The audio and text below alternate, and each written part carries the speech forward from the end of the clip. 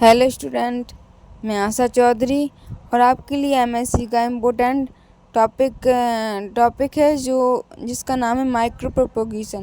ये परीक्षा के बेस से काफ़ी इम्पोर्टेंट है, पूछा ही जाता है। ठीक है, तो यहाँ पे देखो, उसके लिए क्लियर करते हैं इस टॉपिक को।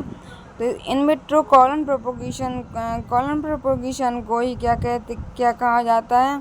माइक्रो प्रोपोगेशन कहा जाता है। ठीक है, तो यहाँ पे देखो,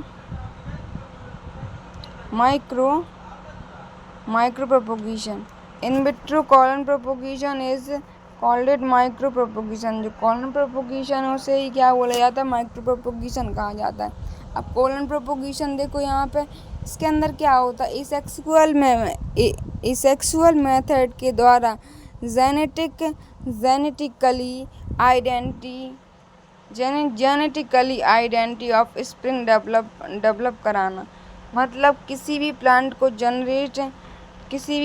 को न्यू प्लांट में जनरेट करने के लिए उसे एसेक्सुअल मेथड होनी चाहिए और जेनेटिकल आइडेंटिफिकेशन होना चाहिए, जब भी न्यू पौधा जनरेट होगा।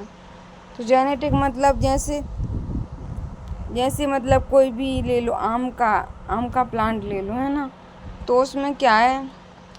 पपीता ले लो, जब मैंने पपीते का प्लांट लिया तो उसका एसेक्सुअल मेथड होगी और उसमें जेनेटिकल आइडेंटिकल होना चाहिए। मतलब उसके अंदर जो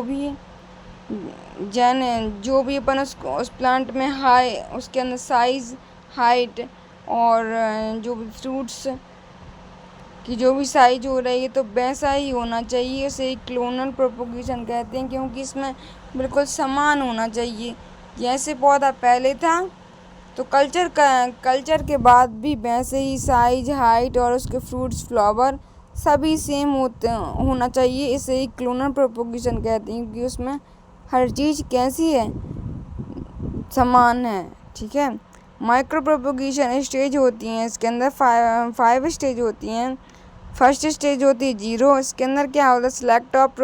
select of preparation of mother plant.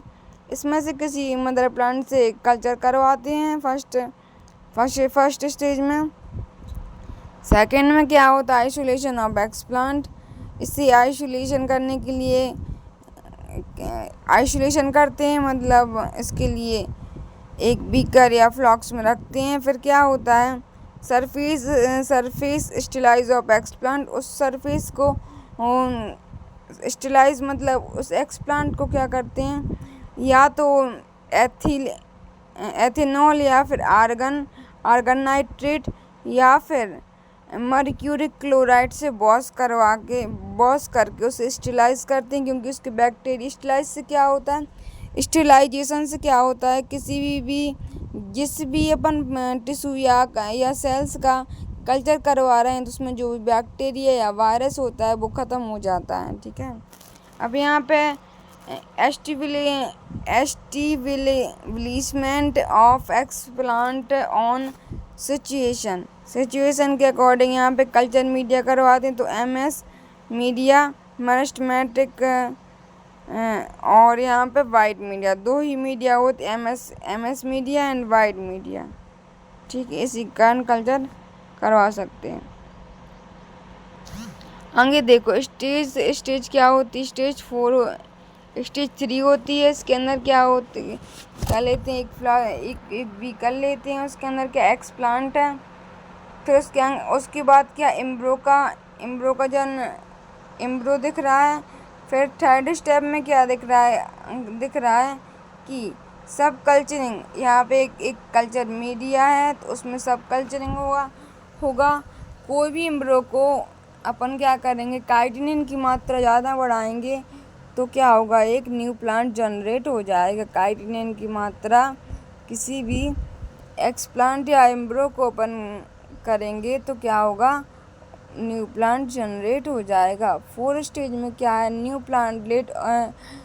Plantlet और ग्रीन हाउस। तो न्यू प्लांट जनरेट हो गया तो उसे क्या करते हैं? ग्रीन हाउस के अंदर उसके जो प्लांट्स हैं वो रख देते हैं। ठीक है, माइक्रो प्रोपोगेशन से क्या होता है? इसके एडवांटेज क्या होते हैं कि एक समान संतति उत्पन्न होती हैं, मतलब एक से पौधे होंगे और कई लाखों संख्या में बहुत सारे पौधे होते हैं, जिसमें अभी कम खर्च और कम लागत कम समय सब बचता है। ठीक है, और इसके अंदर मेथड होती है मल्टीप्लिकेशन बाय सूटेपिकल मैथमेटिक, और जो बिल्कुल टिप पे होती है उसे क्या बोलते हैं, सूटेपिकल मैथमेटिक। टिप पे ऊपर मल्टीप्लिकेशन बाय एडवांटेज सूट, उसके नीचे वाली मल्टीप्लिकेशन बाय एडवांटेज एम्ब्रो, बीच वाला होता है भून को एम्ब्रो बोलते हैं, और मल्टीप्लिकेशन बाय कैलस कल्चर। तो यहाँ पे क्या है, मल्टीप्लिकेशन बाय एडवांटेज एम्ब्रो, और एम्ब्रो किसके अंदर होता है, एम्ब्रो होता है ऑर्गोजेनेसिस के अंदर एम्ब्रो देखा जाता है। ठीक है, और मल्टीप्लिकेशन बाय कैलस कल्चर किसके अंदर देखा जाता है, सोमेटिक एम्ब्रोजेनेसिस के अंदर कैलस कल्चर होता है। ठीक है, आई होप आपको टॉपिक क्लियर होगा। Thank you watching my video.